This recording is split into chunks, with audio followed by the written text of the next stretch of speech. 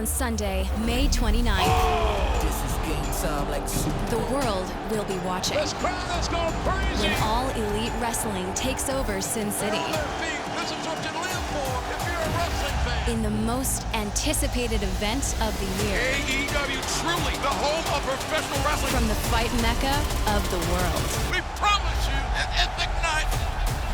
Cause we champions, game time. AEW presents Double or Nothing, live.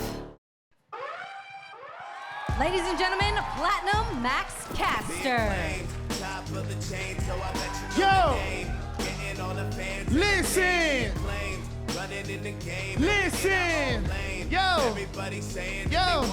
Platinum, back on my ego trip. Why you dressing all black like an emo chick? Yo, you putting in the basic effort. You look like the default creator wrestler. I got hype up on my name. I kick your ass like a Mike Tyson on a plane. Everywhere we go, it's the same. Why? Cause everybody loves the Acclaim. Wow, Taz kicking off Dark with a Max Caster original. We didn't even get a chance to get an intro in. I kind of like it. I kind of like it. It's a different way to start. It's awesome. It's great. And really cuts down on the amount of work we have to do. Hey, who wants to do Bowen's part? Who wants to say it? You want to say it? Universal Studios! Be Acclaimed! Have a ride! That guy wasn't bad. Yeah. Pretty good there. A lot of pressure on that gentleman. Like, what if he didn't get his line right? I mean, I know. He's not that tall. He'll never get over.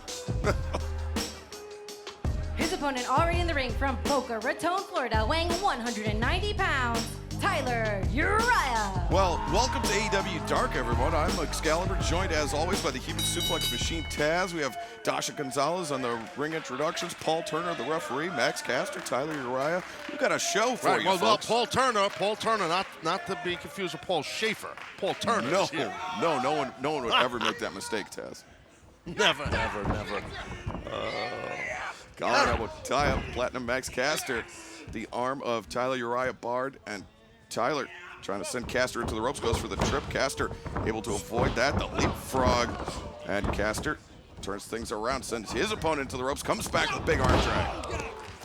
Yeah, good deep arm drag. That's the key to an arm drag. You want to get your body in tight. And Tyler here with a nice counter off the head scissor. Good kip up by the outspoken one himself. Well, and we saw this past Friday night on Rampage, or I guess Friday afternoon on Rampage, that the Gun Club and the Acclaimed have really, I guess, formed a unit here in AEW. Yeah, I think that the four men kind of work and gel well together. That's a great drop kick by Caster. That was well done right there. On point with the dropkick is Platinum Max Caster, and you know you got Big Daddy Billy Gunn, not to be confused with Big Daddy Haystacks or Big Daddy Shirley Crabtree, excuse me, Giant Haystacks. I'm getting my British wrestlers confused. That's You're getting your Haystacks confused. Billy Gunn does that to you. Yes, he does. Get you all shook. But anyway, Big Daddy Shirley Crabtree leading the Gun Club. No? Okay. Anyway. No, you know what happened was, I mean, we're sitting right next to each other. Sometimes our headsets interfere, and I couldn't hear what you said. So I'm sure it was very funny. I'm sure it was hilarious. Whoa, watch out. Oh, roll up here, too. Oh, Caster very nearly got surprised. He went to Backslide. throw the lariat. Tyler Uriah. Two. Dude, I was pointing at my headset. Wait, look at the small package. Hold on. One, two. No. Well, sorry, Taz. I was looking at the monitor, so I didn't see it. But oh, the backhand by Caster. Yeah, that was a good backhand. Yeah, no, I was pointing. I was like, dude, my ears. I can't hear my ears. Oh, flapjack. Tyler Uriah comes crashing down face first. And Platinum Max Caster with the advantage here. Yeah, at any point in this match, I feel at this point, Caster could end this thing and win this match, but that was a good way to get out the way by Tyler to get himself out of harm's way. Yeah, Caster maybe telegraphed that diving back elbow a little bit, and solid contact there by Tyler Uriah. And he almost Caster fell down, hitting Caster's so big, he's hitting with those clotheslines. He almost fell down, hitting Caster. Yeah, Caster close to 230 pounds. And Tyler Uriah stringing together a great combination of offense here. He needs to press the advantage, though. Can't stall, can't wait. Wow, shoulders in the corner. Max Caster in a lot of trouble here. Yeah, I don't think Caster expected this, but you got to follow up, young man. Don't wait.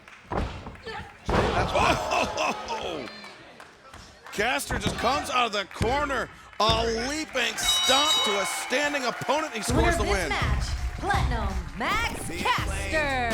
Well, to your point, let's take a look how it ended. I mean, you can't waste time with someone like Caster. He's going to catch you, and right there, double stomps to the chest from standing, as you said, Excalibur, driving the man to the mat, gets the victory. Great agility, great elevation, not to be confused with AEW Dark elevation by Platinum Max Caster to score the win here tonight in our opening contest.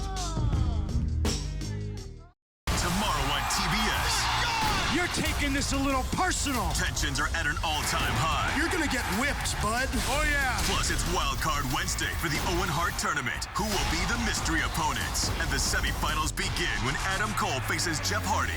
AEW Wednesday Night Dynamite, live tomorrow at 8 on TBS. Coming up next here on AEW Dark, The Problem, Marina Shafir in action next.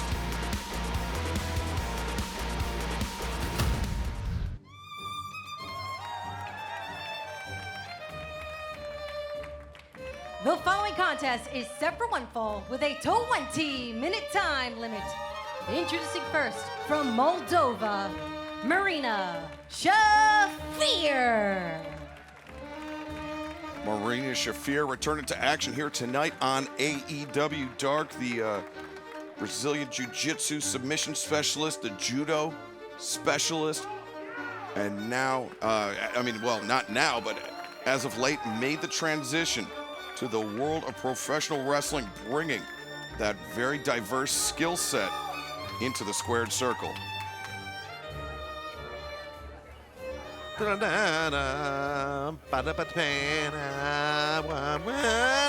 opponent from Virginia Beach, Virginia, the 757, Lena Lennox. Sorry, I love violin play, Excalibur. I mean, it's one of the things that people don't know about me.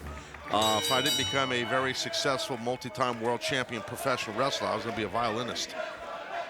Well, Taz, I mean, I think a lot of people knew that about you because you did use the violin cover of War Machine as your entrance music. Well, there we go. Someone did their homework. Exactly. So, Lena Lennox asking for the Greco-Roman knuckle lock here, but instead settles for a collar and elbow tie with Marina Shafir.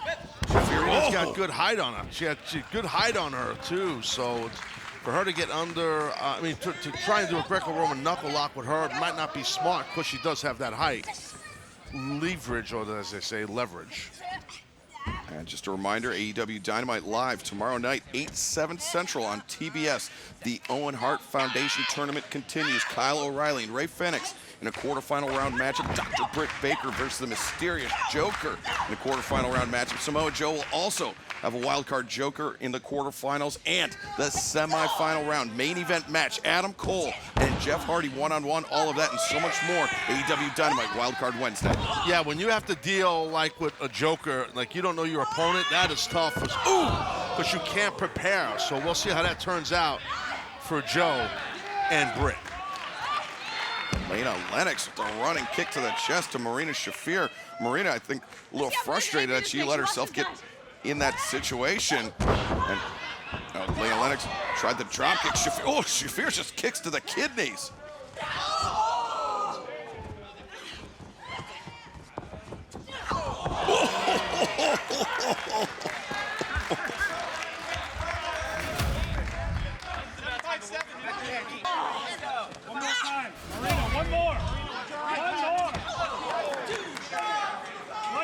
And Lena Lennox just getting bullied by the problem, Marina Shafir. Marina now just, Lena Lennox face first on the ring apron.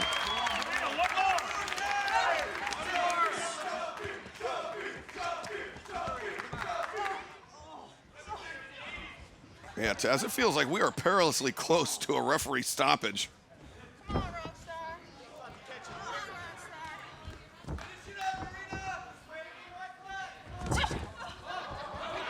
Oh! Lennox got caught charging in. Marina Shafir got her with the teep. So she set her up for that Tayatoshi. Real quick how she does it. She throws the hip in, too. She sets her up with those driving knees and then a round kick to the spine. And Lena Lennox in trouble here. Marina Shafir with the pump handle. Oh, just takes Lena Lennox over the top. And now Shafir with a straight jacket. Almost, no, not the straight. Oh, wow. Lena Lennox all tied up and forced to tap out. Your winner by submission, Marina Shafir. Wow, that was a brutal and efficient assault by the problem, Marina Shafir, to score the win here tonight on AEW Dark. Here with New Japan's LA Dojo, this is your AEW debut in a 5-on-5 against the Factory. How are you guys feeling? Well, Lexi, we're not too happy right now because we've had QT Marshall following us around all over the country trying to poach our talent. We got 5-star recruits. The legendary Katsuyori Shibata trained each one of us. Yuya Uemura, Carl Fredericks, Alex Coughlin, Kevin Knight, Clark Connors. We're the best around, and we came down to Orlando to show exactly why. And we came to Orlando to show them exactly why. The Factory been trying to jock our swag. Y'all been running around all over the country trying to do what we do, and it just ain't right. And y'all thought y'all could put my boy DKC through a table and thought it was funny? Nah. We coming for y'all head, and we getting it back in blood, and we gonna show you, QT Marshall, while we your worst nightmare. Izo! Translation, it's over with. Here we go, some tag team action. Excalibur, Backcountry collides with the Workhorsemen. This should be a dandy regarding tag team contest.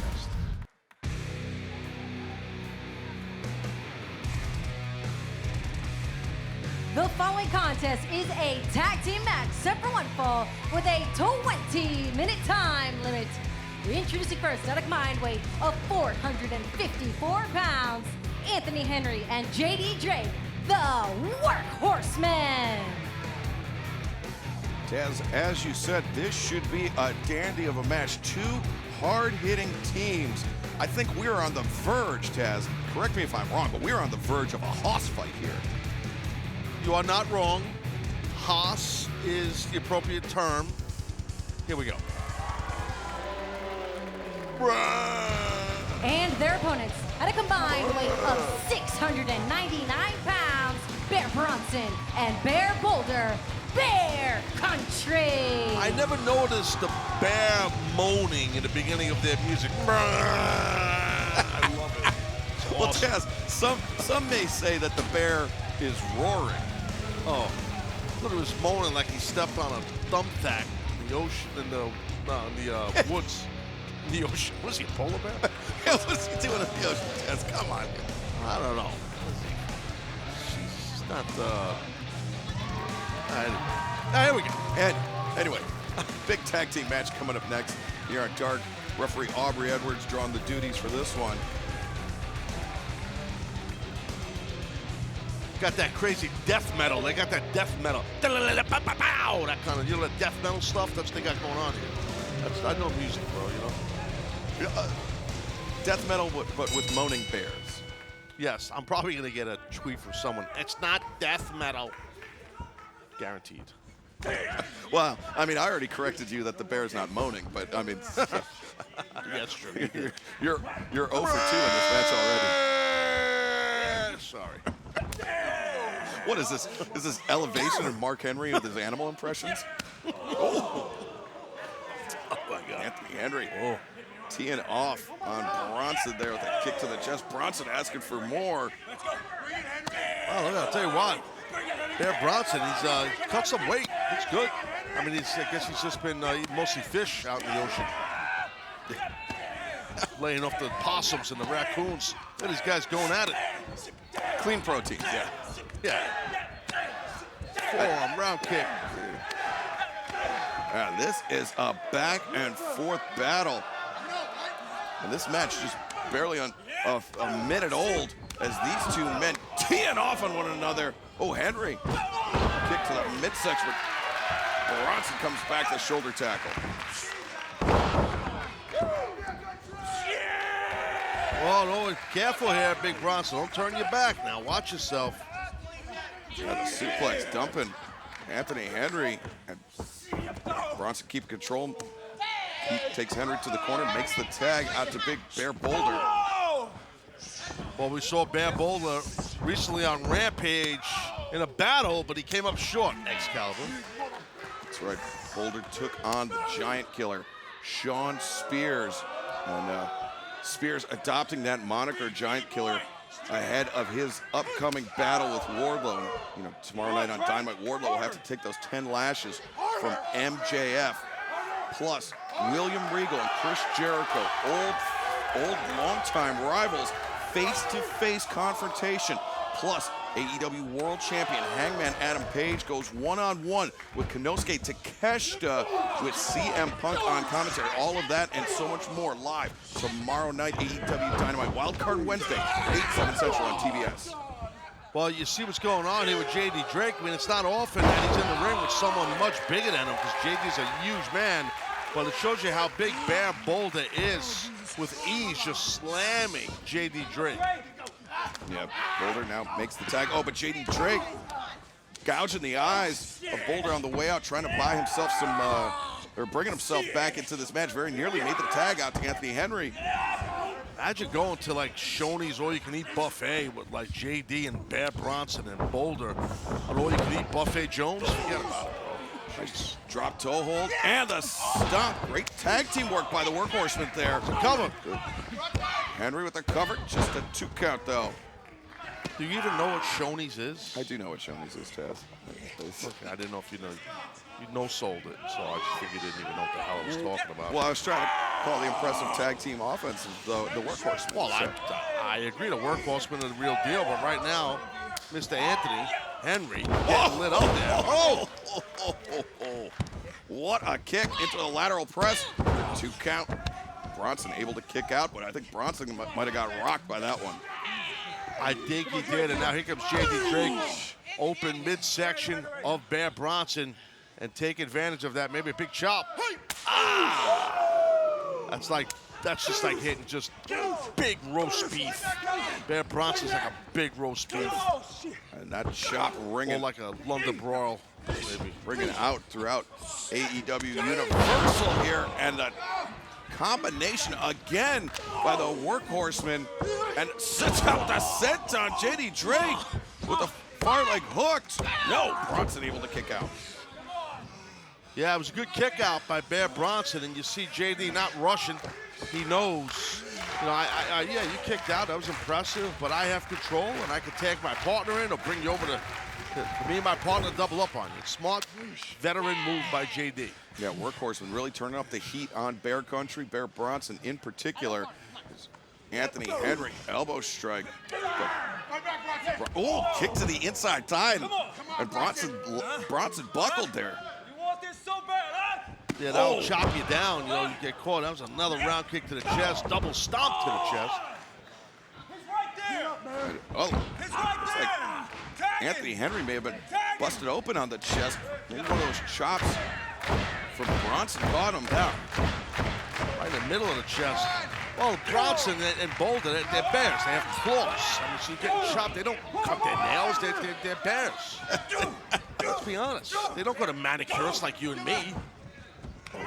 Look at Anthony Henry leaps over Bear Bronson and oh, that sits out on the chest of Anthony Henry. And Taz, you have told me oftentimes your love of a good pedicure, but the tag is made. JD Drake and Bear Boulder, the legal man. The scoop and the slam. A scoop there. Plants Anthony Henry. Boulder, man, he's just like a massive, freaky dinosaur-like man, Bear.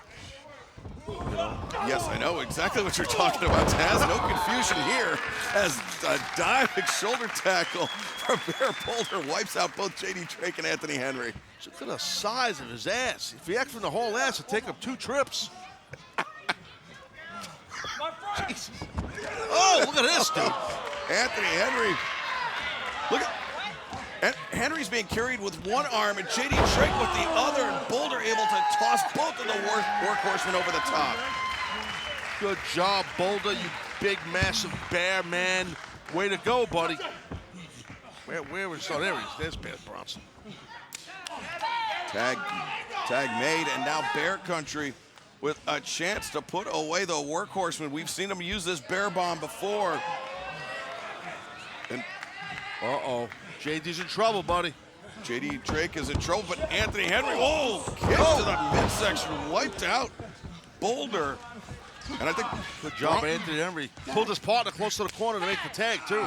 Yeah, heads up move there by Anthony Henry. Now using those kicks to tee off on Bear Country once again. This time it's Boulder. And Boulder, grabs Henry by the neck, sends him into the rope. Oh, drop kick. Look at that, the running knee strike from J.D. Drake. Clubbing shot, and now Anthony Henry launches off of J.D. Drake. The DDT. Bear Bronson gets planted. This thing could go either way here, but right now, the workhorsemen are in control for sure. A running knee strike, but Boulder avoided the cannonball senton. Or excuse me, Bronson avoided the cannonball senton, and Boulder just drops Anthony Henry face first. And there's the cannonball from Bronson on J.D. Drake. Set him up. Oh, Anthony Henry's in trouble. Henry stacked up on top of J.D. Drake. This could be... What the hell are they even thinking? I don't know what the hell they're doing. These big, massive bear men. Oh!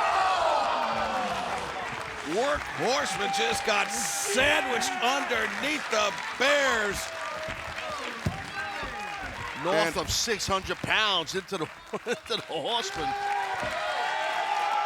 And now Boulder with Bronson on his shoulders. The bear bomb. 1, 2, 3. The winners of this match, Bear Country. Well, it was hard hitting as expected. And Bear Country, Boulder and Bronson picking up the win here tonight on AEW Dark. Will, you once said that ever since the age of 4, you wanted to become a wrestler. Yeah. What did you want to be between the ages of 1 and 3? Well. I mean, that's a tough question. Coming up next here on AEW Dark, Emi Sakura in action. Coming up next.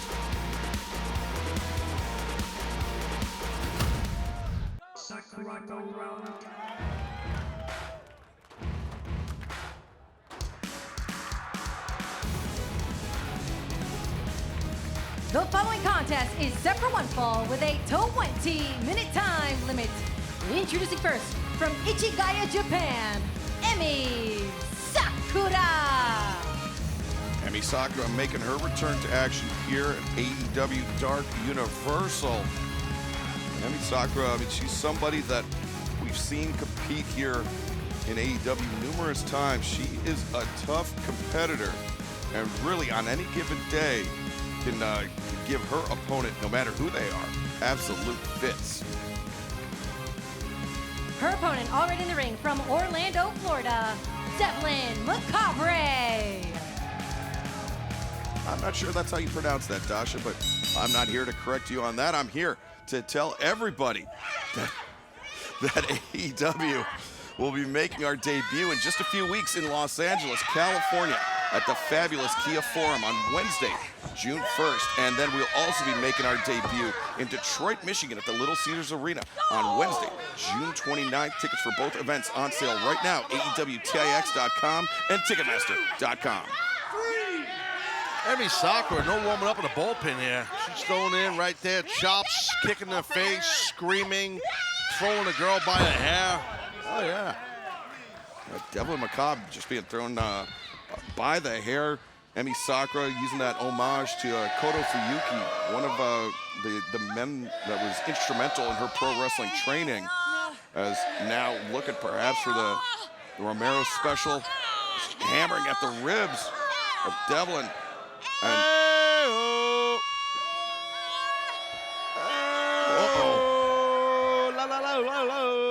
Romero special Jones.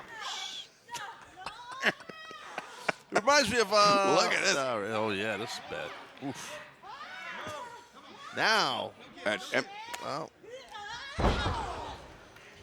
Emi Sakura just dumping our opponent, and just no urgency there by Emi Sakura. Ooh, just a kick to the jaw. Well, yeah, she knows that like this young lady here is really can't do much.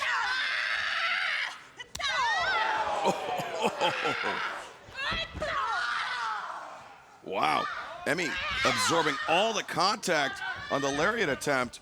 And that's got to be, oh, wow. Nice, smart. Yeah, nice improvisation there. And the thrust kick, catching Emi Sakura on the jaw, and then the pump kick to the face. Devlin Macabre comes running, cutter. Wow, we could be seeing an upset in the making here, too. No. Yeah, she got a good 2 count right there on Sakura, and yeah, I mean, it caught her by surprise with it. And Devlin looking for perhaps for fisherman suplex with Emi Sakura, digging her fingernails into the back, and now Emi Sakura. Wow, turning her opponent inside out. Yeah, vicious. Just like that on a moment's notice. Yeah. Emi Sakura able to change the complexion of the match. Cool. We will Emi chop you. And one more time, Taz. We will chop you. Emi. She gets mad, but I screw it up, too. There'll be a tweet. Definitely be a tweet.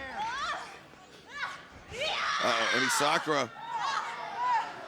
Got Devlin Macabre up in the, and drops it down with a backbreaker. The cover, 2, no. Emi Sakura pulling her up. Not so fast, my friend. Emi wants to punish this girl more. Emi Sakura and drops her down the Queen's Gambit. 1, 2, 3. The winner of this match, Emi Sakura. Well, thanks for coming, Devlin Macabre. But Emi Sakura pulling out the stops, pulling out the victory here tonight at AEW Universal. Congratulations, Emi Sakura. Tag team contest here at Excalibur. We got Angelico teaming up with Jora Joel right here on AEW Dark.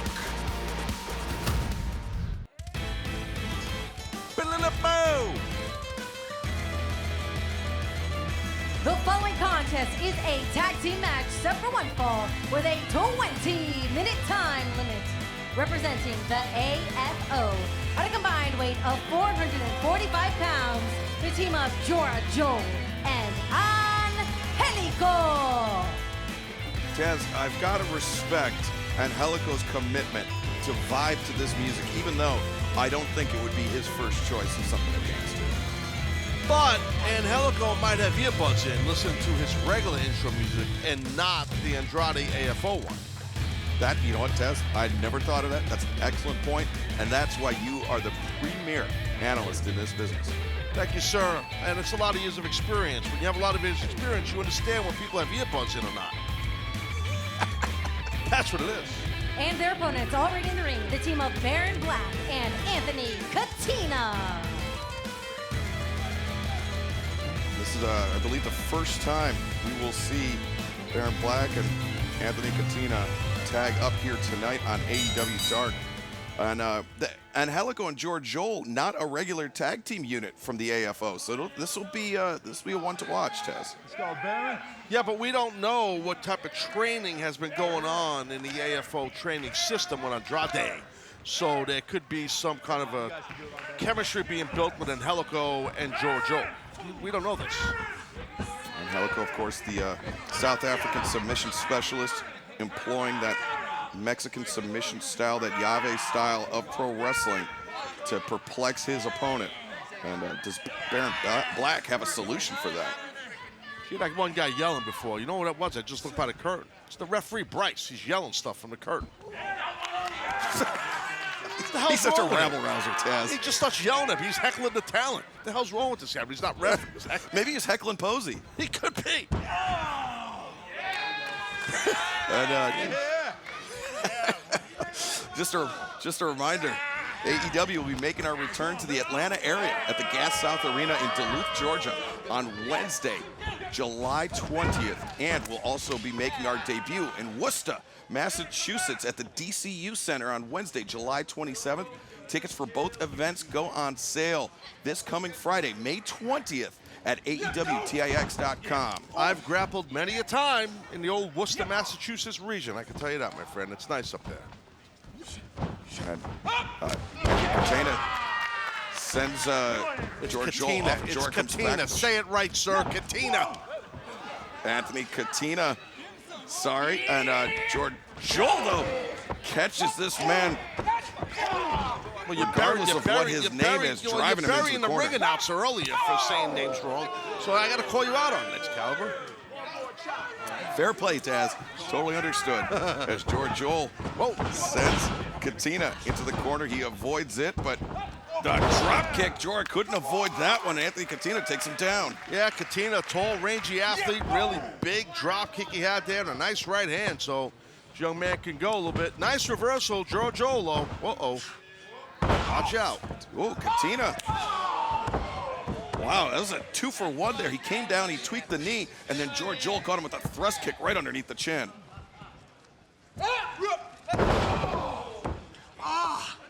George Joel, the overhead throw.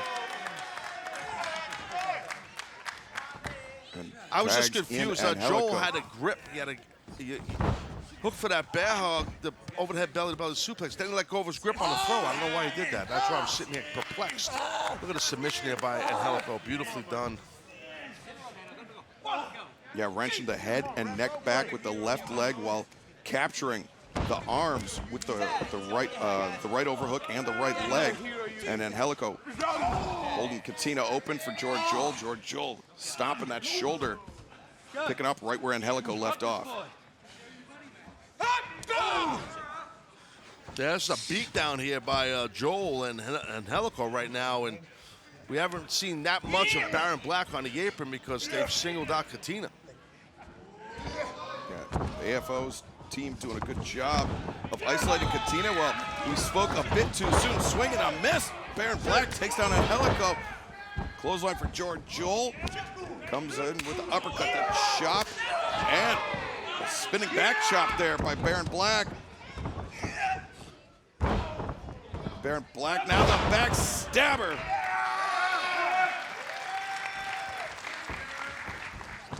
Baron Black in the corner, charging in. Spinning lariat. And now Baron Black with a chance here. Just a one count, says referee Mike Posey. Yeah, quick near fall there, and Joel able to kick out. Good job by George Joel. He's a tough cat, Joel, but here comes Baron Black. Uh-oh.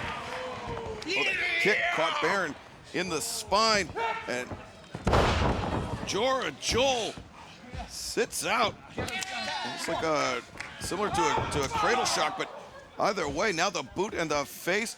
Angelico with Baron Black all tied up. This could be the Navarro death roll, and he is tearing at the knees of Baron Black to score the win. Your winners by submission, the team of Angelico and Jora. Well done Joel. there by those two men. Well done. Yeah, George Joel and Angelico working well together here tonight for the AFO to score the victory on AEW Dark. Big-time singles match coming up next here on AEW Dark. Trent Beretta takes on the Wingman's Ryan Nemeth, the Hollywood Hunk, next.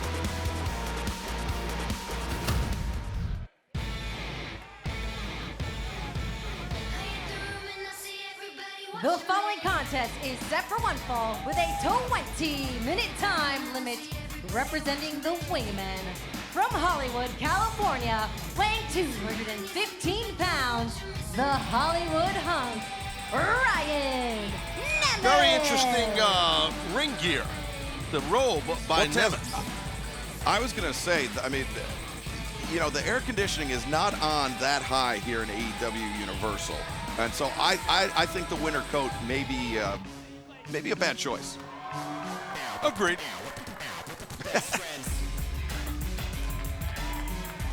And his opponent from Long Island, New York, weighing 201 pounds, Trent Beretta.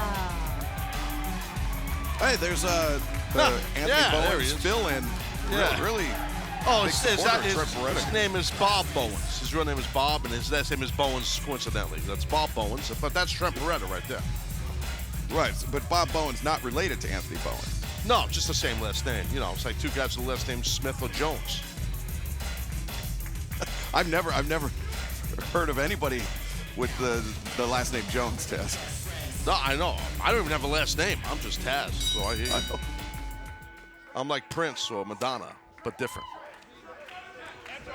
Just slightly. Yes. Yes. Taz, I got to mention that the Hollywood Hunk, Ryan Nemeth, he cornered me up by catering. I was pouring myself a cup of tea, and he said, what's this with us perpetuating the rumor that Ryan Nemeth goes through people's bags backstage? Well, he didn't say nothing to me. He walked right by me and didn't say anything. So I don't know if he's got a problem. I don't know why. I said it, not you. What the heck's wrong with him? Why did he say something to me? Well, perhaps I look more punchable than you do. Yeah, maybe, but you could Tiger Driver 98 him right on his head. But right now, Beretta's in trouble here. He's got to be careful. Yeah, side headlock taken there by the Hollywood Hunk, Ryan Nemeth. Hollywood Hunk, baby. Let's hear it for me. Hollywood Hunk. Hollywood Hunk. Hollywood Hunk. Hollywood Hunk. Taz, I don't know if he was asking for you to chant along. Okay. Trip attempted there by Trent Beretta, who comes charging in with the big back elbow. Beretta on point with his offense all the time. Good job with that running back elbow. Trent's got something in mind, ho. Let's see what he can do here. Ryan Nemeth on the outside. Trent puts on the brakes. Is Nemeth able to avoid it? Oh, but Trent comes through the drop kick. Excellent job by Beretta. He's just always pinpoint accuracy. Oh, except for that part. Oh, Trent lands on his feet. Oh, but Nemeth, the DDT on the floor. That's a man with a surgically repaired neck in Trent Beretta, so that was a nasty landing. Hopefully Trent's okay. You see he's grabbing that wrist. That means he's probably got some numbness down the arm.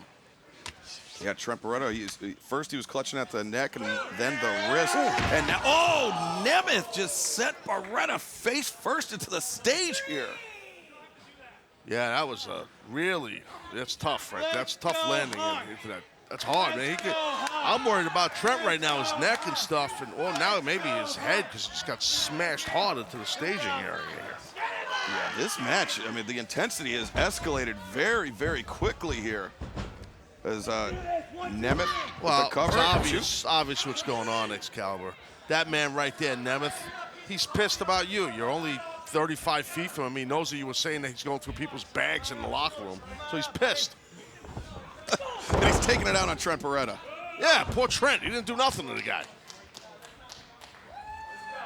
Well, I'm going to take this brief interlude in this match to remind everybody that next week, after 3 years, AEW is finally returning to Las Vegas, Nevada on the road to Double or Nothing. First on Wednesday, May 25th, the 3-year anniversary of the first ever Double or Nothing, we will have AEW Dynamite at the Michelob Ultra Arena at Mandalay Bay, and then Friday, May 27th, Rampage, live at the Michelob Arena at Mandalay Bay. Tickets for each event starts at $29 plus fees and available at AEW TIX. Oh, cover! Wow! Trent Beretta! The winner of in the middle of a promo. Trent My man just drilled Nemeth, beat him while you're doing a read. That was great. Oh, no. AEWTIX.com and AXS.com. Trent Beretta, holy cow. Wait a second, Peter Avalon, what's he doing here? Whoa. Avalon with the blindsided assault after Trent Beretta scored the win. Stepping on the face and neck right here. Yep. Peter Avalon giving Trent Beretta a very nice view of those slippers, but here comes Rocky Romero. Wow, Rocky Romero coming to Trent Beretta's aid. I mean, this is reminiscent of what we saw Trent Beretta do in Rocky Romero's AEW debut. Trent came to Rocky's aid. Looks like the Roppongi Vice teammates still running strong. Yeah, watched each other's back. Romero came out of nowhere. Just like you and me, Taz, when somebody tries to use your coffee maker under the commentary desk. Yeah, we're not Roppongi Vice, though. We're more like, we got to think of a good name. We're like Jacksonville Vice, but we're not from Jacksonville. But the company's based in Jacksonville. Maybe we could be like, well, we'll think of something. I don't know. Here we go, Excalibur. We got singles action in the ladies division here in AEW. Skye Blue collides with Amber Nova right about now. Let's go.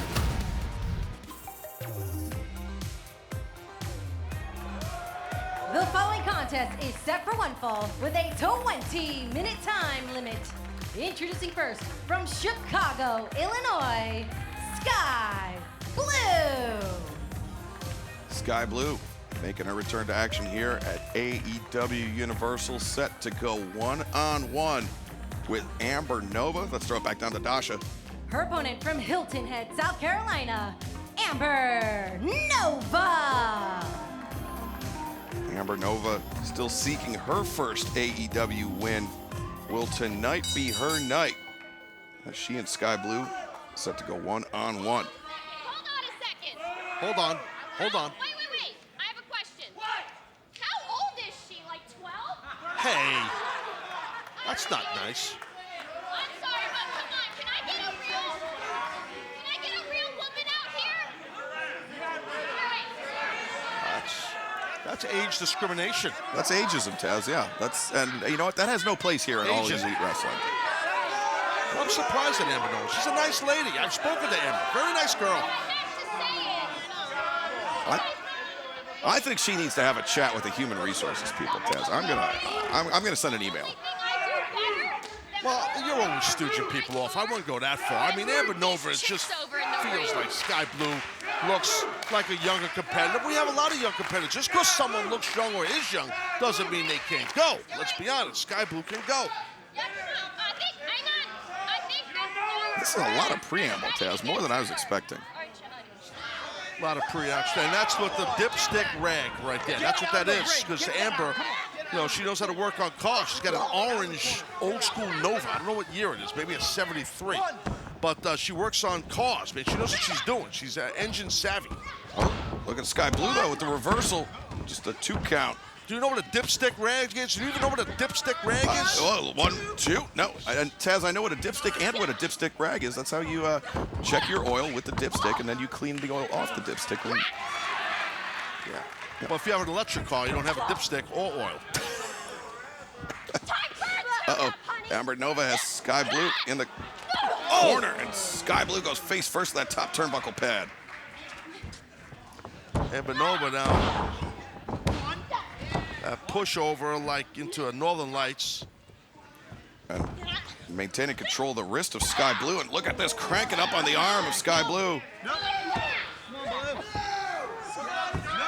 And Skye Blue trying to make the crawl to the bottom rope to force the break, and she gets there. That was a good ring awareness, match sense by Skye Blue to realize where she was. And for a young competitor as Skye is, she's got a lot of poise, right? She don't stress or fret under pressure. She keeps her cool. I like that about Skye Blue. Skye Blue sends Amber Nova into the ropes, comes in, running knee strike, and now, oh boy, drop kick to the side of the head. Cover here, 1, 2. Just a 2 count for Skye Blue. And a reminder that coming up on Sunday, May 29th, AEW's Double or Nothing returns to Las Vegas, Nevada. CM Punk versus Hangman Adam Page for the AEW World Championship. Serena Deeb challenges Thunder Rosa for the AEW Women's World Championship. And a cover here by Amber Nova. 2. We will also have the finals of the Owen Hart Foundation men's and women's tournaments, plus so much more. Double or Nothing live on pay-per-view, Bleacher Report, and Fight.tv, Sunday, May 29th. Oh, nice kick right there by Skye Blue. Maybe, I thought she was going to finish her off with a dragon suplex there. But Skye Blue hooks the far leg and scores the win. Nice job, Skye Blue. The winner of this match, Skye Blue.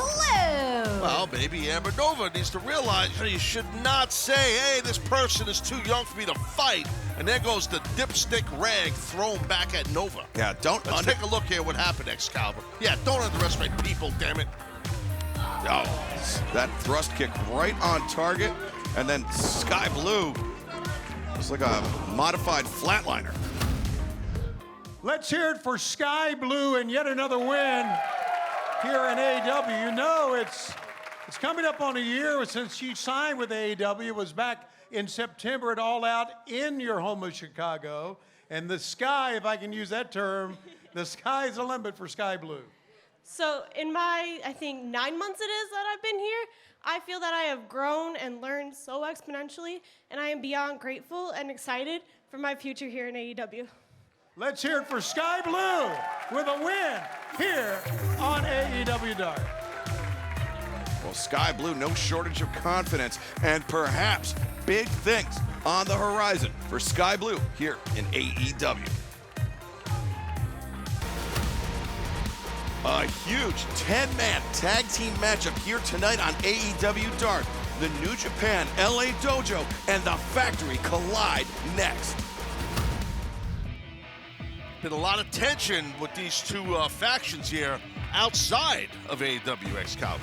The following contest is a 10-man tag team match set for one fall with a 20-minute time limit.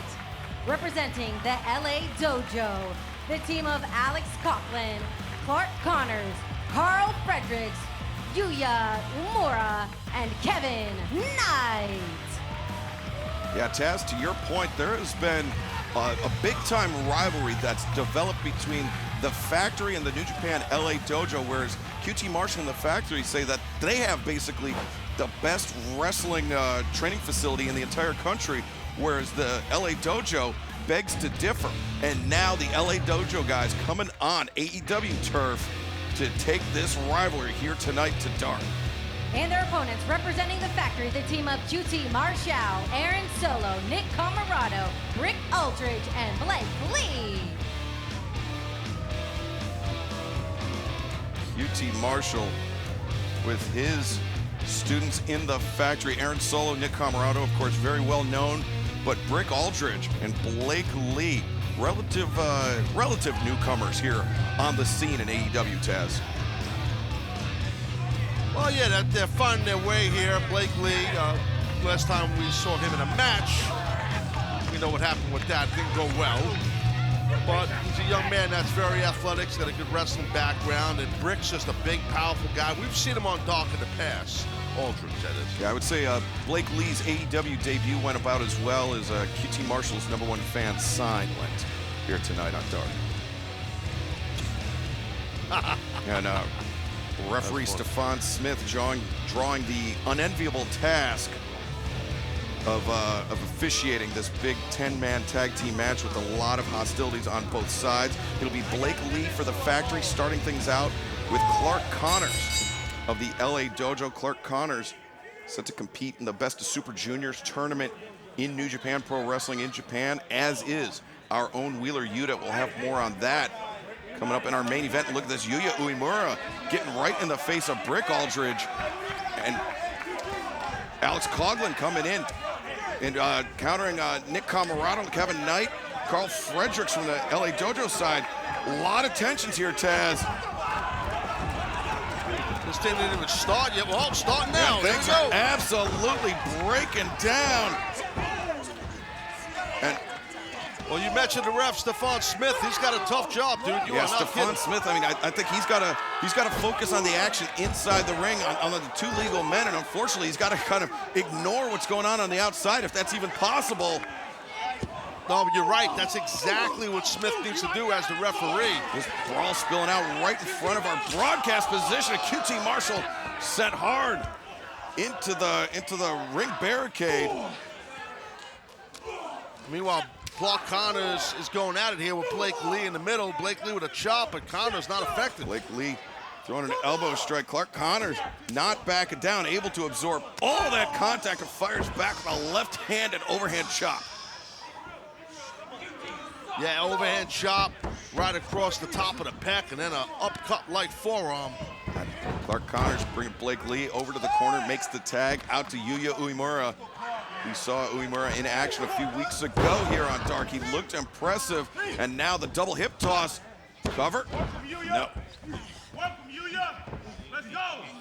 Yeah, good job right there. Even though Lee kicked out, got right back on him. That's what you want to do. You don't want to waste too much time. Uemura returns Blake Lee to the corner, makes the tag out to Kevin Knight. We saw Kevin Knight in tag team action last week here on Dark, with the Factory pulling out an underhanded victory. And combination attack by the LA Dojo guys, and just a 2 count though. Yeah, that was good stuff, but hey, tippy cap to Blake Lee for that kick out. That's hard to do. And now Knight, oh, what a shot right into the jaw of Blake Lee. Yeah. That uppercut, I mean, it looks like a simple technique, but when your jaw clenches like that, it can be disastrous. And as that uppercut there, that by Blake Lee after the distraction by Aaron Solo, lateral press. Well, Solo helped out Blake Lee right there, and that's what friends are for. He helped his partner out.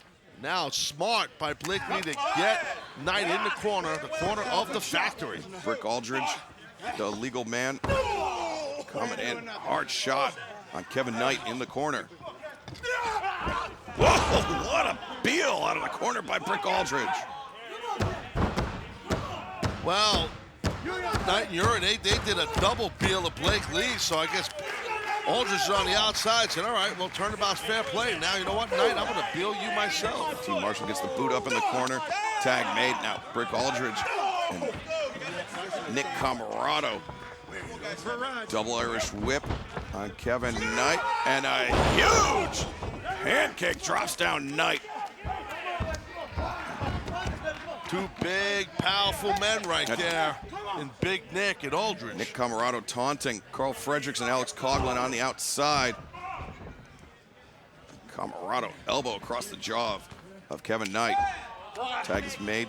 The leader of the Factory, QT Marshall, looking very, very bedazzled here tonight. Bedazzled, I love it.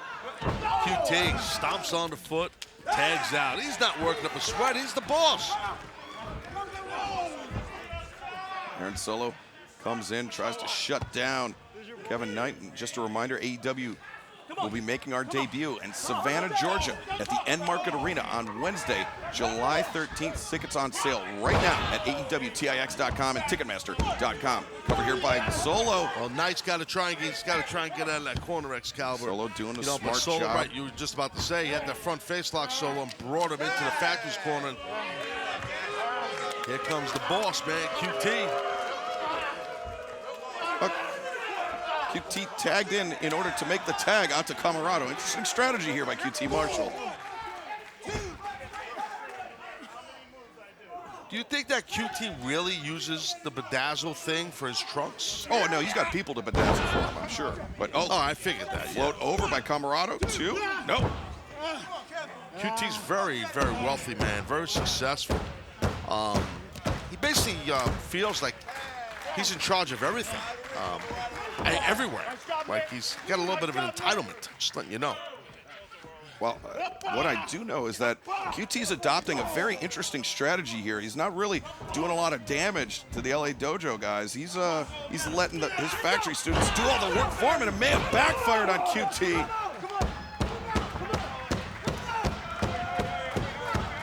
Well, they realize that LA Dojo athletes realize that Knight's got to get in there, make a tag, but QT's cut that off.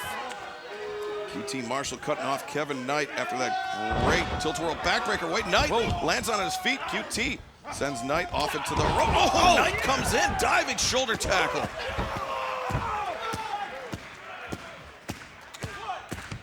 Wow. Alex Coughlin, Carl Fredericks on the corner. They are champing at the bit to get that tag, and Fredericks does get the tag, as does Blake Lee. Yeah, Carl Fredericks, got caught up on that rope, but this guy here, if you never see Carl Fredericks, he can go, man. He can flat out fly in there and really go. And Blake Lee, though, impressive elbow strike on the counter, but Fredericks with a spine buster. Oh, QT gets countered. Fredericks, the backbreaker on QT Marshall. And now Clark Connors comes in. A little bit of teamwork from the students of the LA Dojo of New Japan Pro Wrestling. What a stop to the back of the head. Fredericks, big time elbow drop, near leg hook. Aaron Solo there to break things up. Yeah, now Connors is all over Solo, getting him out of the ring. Clark Connors is. And now it's just Blake Lee in the middle here, almost in the middle, with Carl Fredericks. Blake Lee at the mercy of Carl Fredericks. He's got that front face locked in, but Blake Lee just pushes him, desperation push to the corner to allow Nick Camarado to tag in. Yeah, Nick tagged himself in, which is smart. And you see what Fredericks doing on those forearms. He's taking big steps towards his corner to get out of that other corner. Camarado, brute force. And Clark Connors gets dropped off the apron. And Brick Aldridge tagged in. It's very interesting to see how Camarado and Aldridge kind of match up with Carl Fredericks and Alex Coughlin in this match in terms of power for power. But Aldridge coming off the top, high-flying offense from the factory. 1, 2, no! Super close right. Look at this now. Yeah, break it down once again as the LA Dojo crew comes charging in. QT Marshall inside the, formerly inside the ring. And now look at this, Alex Coughlin. Well, I don't know if Alex wants Nick Camarado. I don't know if you want to try and compare power with Nick Camarado, man. That's a little nuts. Well, Coughlin, what he may lack in the raw power of Nick Camarado, he makes up for in intensity, in heart, in fighting spirit. And up to the midsection of Camarado, the uppercut. Coughlin, chop to the chest.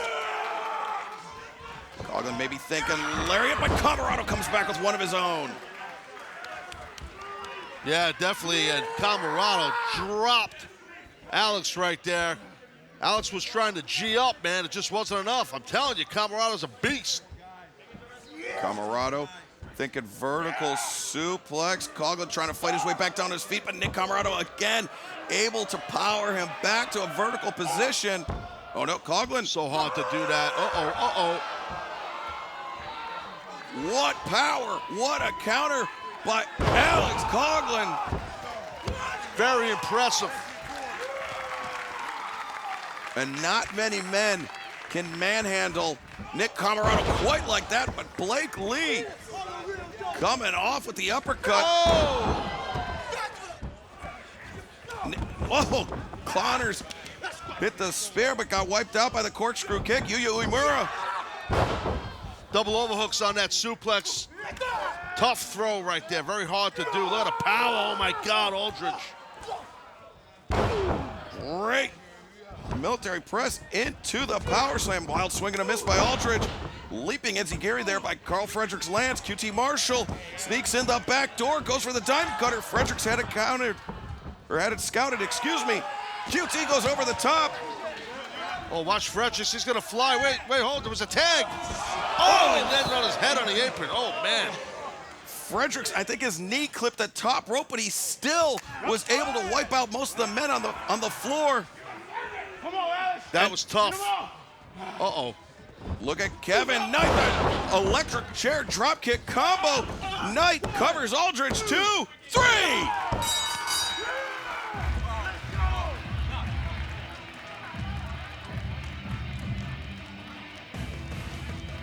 the winners of this match, New Japan Pro Wrestling.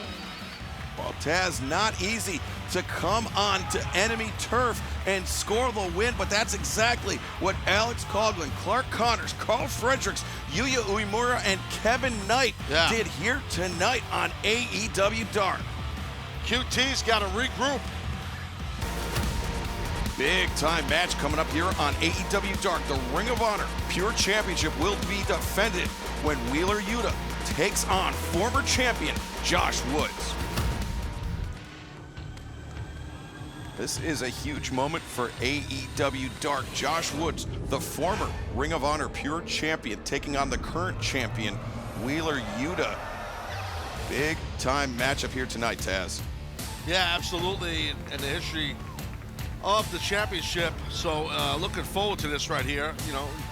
And that's the cool part of being part of AEW now, that we get to get involved or call matches and, you know, collaborate with Ring of Honor. You know, all my career I've wrestled and commentated for a lot of companies, never Ring of Honor. And now I kind of do. It's kind of cool. Yeah, checking some boxes here. I can't speak for you, though. I just can't speak for you, though, Excalibur. Sorry. No, it's all right, Taz. I'm equally as thrilled. And but this is actually a rematch from Supercard of Honor 15, where Wheeler Yuta captured the Ring of Honor Pure Championship by defeating Josh Woods. And so it will be interesting to see how this goes. If you've never seen a Ring of Honor Pure Rules match, every match must begin with a handshake, obeying the Code of Honor. Each wrestler has 3 rope breaks to stop submission holds and pinfalls.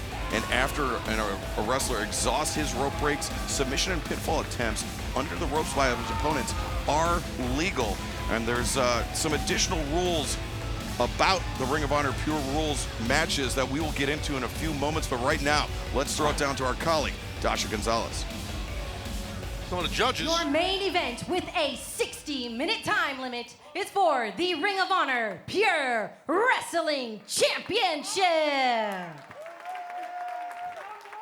Introducing the challenger from West Palm Beach, Florida, weighing 220 pounds, the technical beast, Josh Woods. Josh Woods looking to regain that Ring of Honor Pure Championship here tonight. And his opponent from Philadelphia, Pennsylvania, weighing 199 pounds, he is the Ring of Honor Pure Wrestling Champion, Wheeler Yuta. And Wheeler Yuta representing the Blackpool Combat Club here tonight. Your referee for this match is Paul Turner. And, you know, and ringside before the ring announcements, Excalibur, we saw some of the judges here. We saw B.J. Whitmer, That's right. We saw Ace Steele, and I believe we saw Jerry Lynn there. That's right. In the event that the time limit expires, it will go down to the 3 judges to determine a winner for this match. I mentioned the rope breaks, the handshake, closed fist punches to the face are not permitted. Open hand strikes are permitted, but the first use of a closed fist punch will result in a warning. The second will be an immediate disqualification. And there is a 20 count outside of the ring. And any outside interference in this match will result in an immediate termination from the roster for the wrestler that interferes. So, you know, this is Pure Rules. It is all about the in-ring wrestling. There is, you know, no outside forces at play, or at least there shouldn't be in this match, Taz. Yeah, no doubt, and that was a nice double right there. That short shoot by Woods, and a nice switch there by Wheeler Yuta. Yeah, no, I love the rules. I love the difference of your traditional pro wrestling match, which I think is really cool. And it's awesome. I mean, if I was in my prime back in the day, I would have signed up for something like this in about 2 seconds. And look at this, Josh Woods now with Wheeler Yuta in trouble here, and Yuta goes for the ropes to force the break. And Wheeler Yuta has used his first of 3 rope breaks. And Taz, that's a crucial moment here. I mean, we are just heartbeats into this match, and Wheeler Yuta has used his first rope break, his first of 3. You know, I got to tell you, though, I don't have a big problem with Excalibur. I think it was smart by Wheeler to do that because he knew he was caught, and he's in a joint lock. Now, let me get out of this thing instead of exerting a lot of injury. Now, I understand you only get 3 of them, but he utilized 1 because he was caught. Well, I mean, that certainly could come back to bite Wheeler Yuta later on. We will have to see, but Yuta coming down on the shoulder of Josh Woods there, almost like a modified tornado DDT. Yeah, you see Yuta now zoning in on that arm. Really working on that arm. Nice flipper right there. You know, I haven't seen that in a long time. I don't see guys use flippers anymore. I don't know if they even call them flippers anymore. Anyway. Well, I mean, that could be the influence of William Regal and the Blackpool Combat Club, Taz. Yuta reviving some of these old techniques. Yeah, that's definitely an old thing. I mean, I learned how to do that like early on in my pro wrestling training, you know, a flipper. But, yeah, you don't see that much anymore.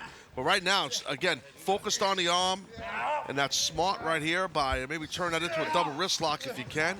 Turn that towards the back, or get an inside trip, or just get an arm bar. Either way, it works. And we mentioned earlier in this broadcast that Wheeler Yuta, along with Clark Connors, will be competing in the Best of the Super Junior tournament in New Japan Pro Wrestling. And Yuta would love nothing more to bring that Ring of Honor Pure Championship into the tournament, maybe giving some of the other competitors in the B block a little bit of intimidation. Could be. Could be.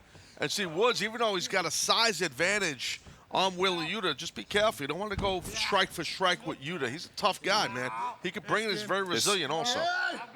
Especially after Yuta's been learning those striking techniques from not only William Regal, but Bryan Danielson and Jon Moxley as well. If there's anybody that can throw those heavy shots, it's Jon Moxley, Taz. Oh, absolutely. He's mastered them. I agree. And now, again, working on the arm. I love this strategy by the champion, by the ROH Pure Wrestling Champion, Wheeler Yuta. And a quick programming note, AEW Rampage comes to you at a special time this Friday, 7 p.m. Eastern, 6 Central, 4 p.m. on the West Coast on TNT Rampage. Special start time this Friday. And also another quick note about the Ring of Honor Pure Championship. Former champions have included not only Josh Woods, but Jonathan Gresham, Jay Lethal, Samoa Joe, and the American Dragon, Bryan Danielson. So a very strong lineage and a real big reputation for Wheeler Yuta to live up to with this Ring of Honor Pure Championship. You're just mentioning it, but I hear you. I thought it was cool. Arm bar here. Look at this strong arm bar. Nice counter with the arm drag by Woods, though. Look at this. Woods now looking for the ankle lock. And now smashing the knee of Wheeler Yuta. Wow. Yeah, it's stomping on the back of the hamstring to boot. And Yuta just in desperation mode, trying to escape the grip of Woods. Oh, but Woods landing some heavy shots in the corner. Oh, the stomp to the inside of the knee. 5 minutes have elapsed. Woods, oh, what a knee strike. Big blow right there. Might get it here. And that's, you know, I mean, there's never really been any question about the toughness of Wheeler Yuta, but I think now being part of there, we see the judges looking on, and I think, Taz, on my unofficial scorecard, I would say Woods definitely with the upper hand throughout most of this match. Yeah, no, I agree with you on that. And now look at this zoning in, focused on the leg of Wheeler Yuta is Josh Woods. And you can hear and see how much pain Wheeler is in. And a reminder, Wheeler Yuta has used one of his 3 rope breaks already in this match. Josh Woods with all 3 still intact. Yeah, and the goal is not to use one of them. Don't even use any if you can. If you stay on offense and win the match, that's the goal if you're Woods right now. Oh, Yuta counters the figure 4 attempt, but Woods, both men jockeying for position, trying to gain the advantage. Yeah, this happens, Steve. Neither man with the advantage. Yeah, you get dizzy. Well, it looks like Woods was down. Like, I've been in those type of rolling cradles, and you lose your train of thought of where the hell you're at, to be honest with you. So you get beat quick without even knowing it. And Josh Woods just landed a solid knee strike to the jaw, but Wheeler Yuta able to kick out at 1. One. It's 1, Josh, 1. Uno, each. He can't believe it. He's out on Speaking one. of one. One. Yes, one. That one rope break that Wheeler Yuta has used, and I mean, if Yuta uses all 3 of his rope breaks, that means that even if he's pinned or in a submission in the ropes, there is no break. He will have to either kick out or escape that submission, despite the fact that it's in the ropes. Yeah, no, true. True, and now you see Josh Woods just staying on top of Wheeler Yuta. Our audience here, I believe, is trying to get behind Wheeler. That knee is messed up. And Yuta needs to be careful here because... Whoa, see that? There's a closed fist there. Has been issued a closed fist warning. Yeah. If he attempts again, he will be disqualified. I mean, that just speaks to the desperation of Yuta there. Palm strikes. Those are not closed fists. Yeah. Enziguri lands, but now Wheeler Yuta, not only does he have to think about his rope breaks, he has to avoid using any closed fist strikes, or else he will forfeit the title, and Josh Woods will be a 2-time champion. I don't know if this is smart with that knee. Oh, it worked. Well, diving splash. No, Woods able to kick out. Floated back over, and he's got control of the arm here. Now looking for almost like the LaBelle lock from Bryan Danielson, but Yuta, I don't think he has that technique quite down, as we see Woods able to reverse, and now he's got Yuta in a pinning predicament. Nice into the ankle lock by Woods. Good transition. And Taz, that ankle lock, not only does it obviously target the ankle, but it's also the entire leg of Wheeler Yuta as well. Yeah, Woods does it a little bit different than you mostly have seen guys do in the past. I've used an ankle lock many years ago too. Does it different than I did. It's a different type of grip he's using. But you're right, he's got a good chunk of the whole leg there. Lower leg, I should say. And tope suicida by Wheeler Yuta, but once again coming down on that knee. Yeah, but again, you mentioned the desperation of Wheeler, and he's showing it. I mean, he's got a screwed up left knee, and he's still throwing caution to the wind with high-flying moves, so taking chances. And I mean, Yuta lands up on the staging area, but wow, Woods countered him with a big-time shot. Yeah, both men are out on the outside here. And AEW senior official Paul Turner given the 20 count on the outside. Paul Turner, of course, a longtime Ring of Honor official, so he is very familiar with the rule set of the pure wrestling match. Guys aren't moving much here. What the heck's going to happen here? And Turner up to 13. And both men doing a good job of taking advantage of the prolonged count to allow themselves a chance to recover, but this has been a physical back-and-forth battle, Taz. Yeah, no, it really has. Shows you how important that Ring of Honor Pure Championship is to all athletes, especially these two, a former champ and a current champ in Wheeler. 10 minutes have elapsed. And elbow strikes being exchanged, and you have to remember, in the back of Yuta's mind, he knows that he's already burned one of his closed fist strikes. He's been warned by the official, and so he has to keep it to these elbows or open-handed shots. But both men thinking pump kick right there. Yeah, you're right. Both had the same idea, and they both dropped each other. And also lurking in the back of Wheeler Yuta's mind is that, you know, Josh Woods is putting a lot of punishment in on the knee of Yuta. Yuta does not want to go into that Best of the Super Juniors tournament with a knee injury. I mean, that tournament it's a grueling round-robin affair. And look at that, Yuta pushing off the ropes. And counters and suplexes Wood into the ropes. Yeah, good job by Wheeler Yuta there.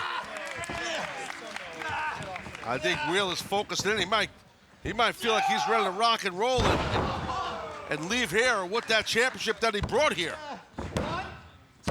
Yuta the cover, but Yuta's weight was not evenly distributed across the body of Josh Woods, allowing Woods to kick out. Yeah, and he's dealing with, again, that wheel, that knee. Wheel, no pun intended, wheel. It's just so smooth. I don't realize what I'm doing sometimes. It's so unbelievably smooth. Yuta now with the waist lock. Yes. Take a German suplex. Woods with the stomp to the knee. Uh-oh, Yuta hangs on. Oh, good counter there by Woods. And Yuta is in serious jeopardy here. Josh Woods with a chance to become... Oh! Whoa, Yuta! Wheeler Yuta has used his second of 3 rope breaks. Wow, that is huge, Taz. Yeah, definitely the clock is ticking on these rope breaks. Tell you that right now.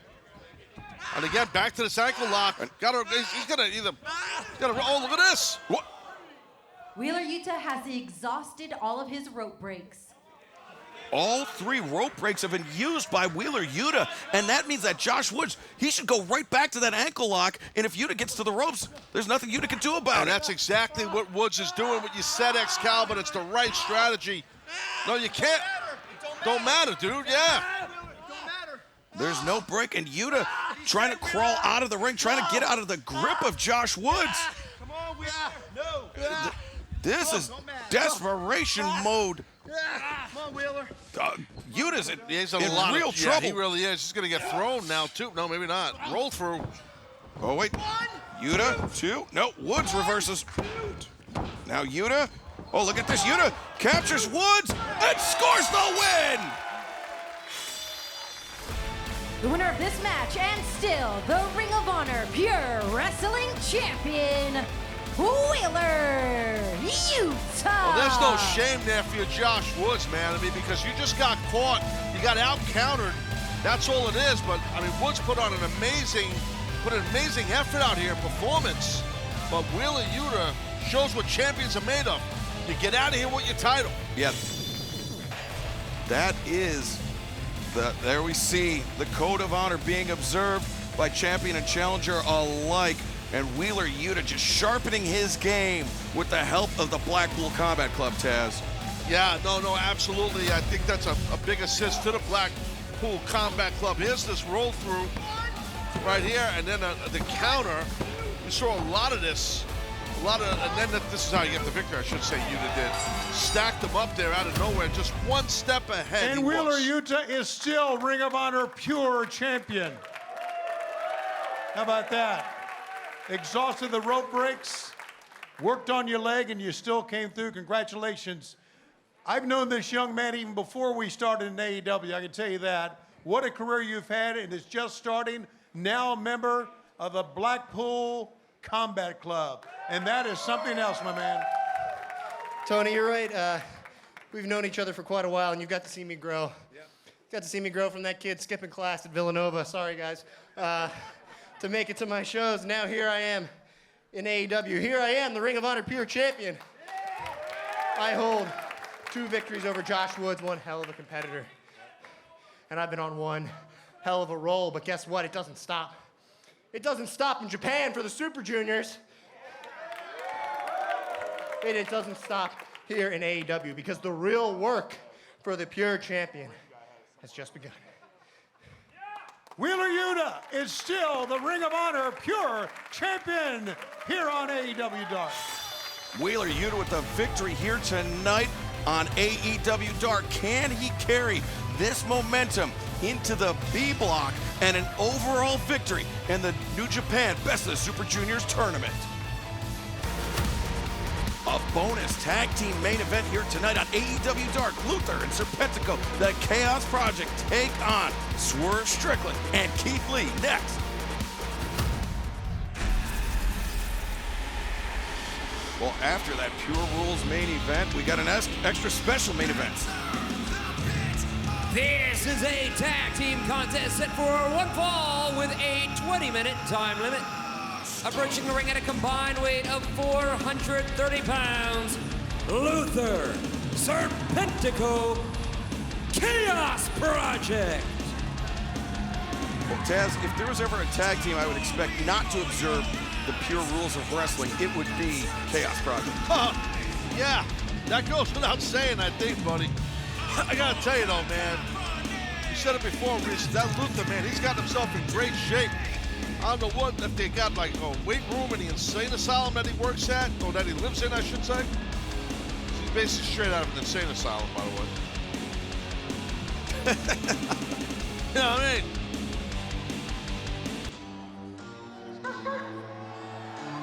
This should be a great tag team bonus main event here on Dark.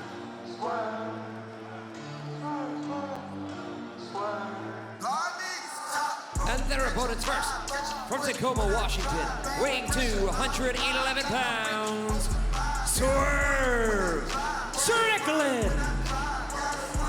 Swerve Strickland and Keith Lee forming what at first seemed kind of like a makeshift tag team, but since then they have become a force in the tag team division almost unexpectedly. And his partner from Wichita Falls, Texas, weighing 348 pounds, for he is limitless,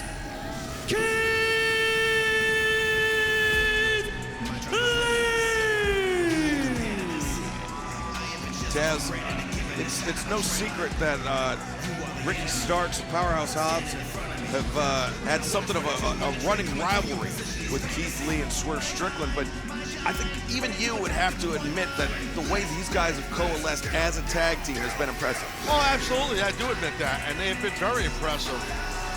And you know, Hobbs and Starks, they realize that also, that Keith Lee and Strickland have been impressive. They know that. There's that competitive respect, but there's also a disdain and dislike that Hobbs and Starks and probably me too have for these two men in the ring. The hell with it, the third guy in the ring too. I don't like Mike Posey either. I mean, that's well documented, Taz. Everybody knows that. What is Keith Lee? What is the limit? What is the limit that's limitless? Like, what are we limiting? Well, I mean, his potential is unlimited. He has zero ceiling in front of him, and if Swerve and Keith Lee keep up their winning ways, they could have zero ceiling as a tag team here in AEW. Oh, okay. I was going to just take this opportunity before this match gets too far underway to remind everybody AEW Dynamite is live tomorrow night, 8/7 Central on TBS, and it will be Wild Card Wednesday for AEW Dynamite. The Owen Hart Foundation tournament continues. The quarterfinal round matchups, Kyle O'Reilly versus Ray Fenix. Dr. Britt Baker, DMD, will take on the Wild Card Joker, as will Samoa Joe in the quarterfinal round matchup. Wardlow must take 10 lashes from MJF if he wants to get one step closer to the match with MJF. William Regal and Chris Jericho will have a face-to-face confrontation. Hangman Adam Page, the AEW World Champion, will take on Japanese phenomenon Konosuke Takeshita with CM Punk on commentary, plus the main event. Adam Cole battles Jeff Hardy in the Owen Hart Foundation Tournament semi-final round. Main event, all of that and so much more, live tomorrow night, Dynamite Wildcard Wednesday. Yeah. Luther not backing down from Swerve, and Swerve not backing down either. A little bit of a shoving match breaking out. Whoa. Yeah. Well, that's the thing. You got that size advantage, and you're also insane like Luther is. That helps. Whoa. Luther trying to take a bite out of Swerve. Jumping on the hand of Swerve Strickland. Yeah, and damn near bite his finger.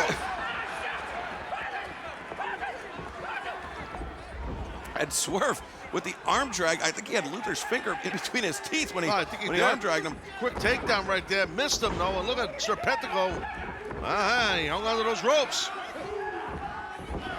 Yeah, nice. Oh, Swerve there with the misdirect and the trip.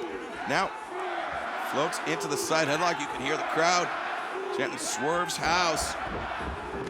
There's Swerve set into the corner by Serpentico. Serpentico tried the monkey flip. Swerve countered.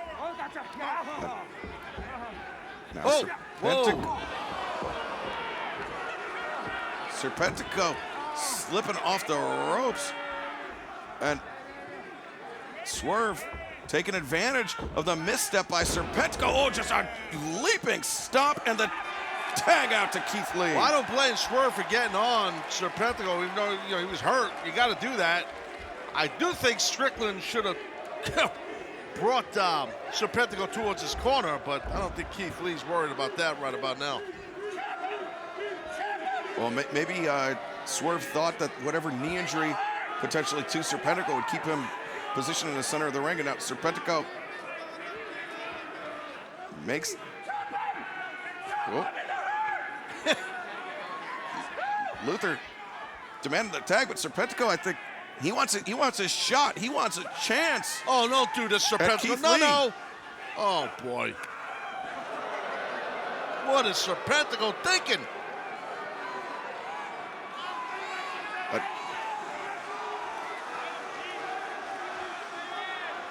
the crowd chanting one more time, and the tag is made. Now Luther.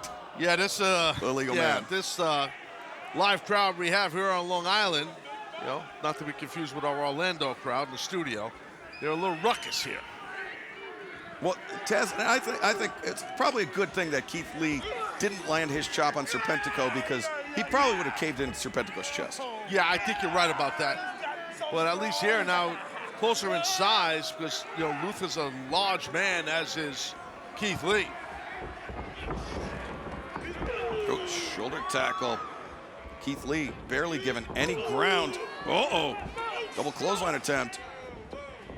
Luther charges in. Keith Lee comes in. Time. Shoulder block. Yeah, that's a big man right there with a misdirection shoulder block. Now what? Now Keith Lee sending Luther pillar to post. No, Luther reverses. It's the Enziguri on the reversal. Makes the tag out to Serpentico. And there's that unorthodox teamwork by Chaos Project. What the heck? That was what? And Serpentico doing the smart thing, tagging it to Luther. Yeah, you gotta. I mean, there's just way too much size that Lee has compared to, Serpentico. Then Serpentico did the dumb thing and tagged back out to Luther. Oh, no. What the hell is going on? Luther just sandwiching Serpentico in the corner, and now... Oh, no. What the hell is this? Keith Lee just tossing Serpentico at Luther, and Luther out of the equation, and the splash to the corner by Keith Lee. It's like he got hit by a bus. Now he's gonna get a big-ass Beal coming right about now. Whoa! Serpentico's taken for a ride. He almost hit rain. There's Swerve on the top. He's a legal man. Strickland's a legal man. Swerve Strickland up on the top. Waves goodbye to Serpentico. The Swerve bomb, the cover, and the win. The winners of this match, Limitless Keith Lee and Swerve Strickland. Well, a victory here tonight, our main event for Swerve Strickland and Keith Lee. I hope you all join us tomorrow night on Dynamite, 8/7 Central, live on TBS. Good night, everyone. Tomorrow on TBS. You're taking this a little personal. Tensions are at an all-time high. You're gonna get whipped, bud. Oh, yeah. Plus, it's Wild Card Wednesday for the Owen Hart Tournament. Who will be the mystery opponents? And the semifinals begin when Adam Cole faces Jeff Hardy. AEW Wednesday Night Dynamite, live tomorrow at 8 on TBS.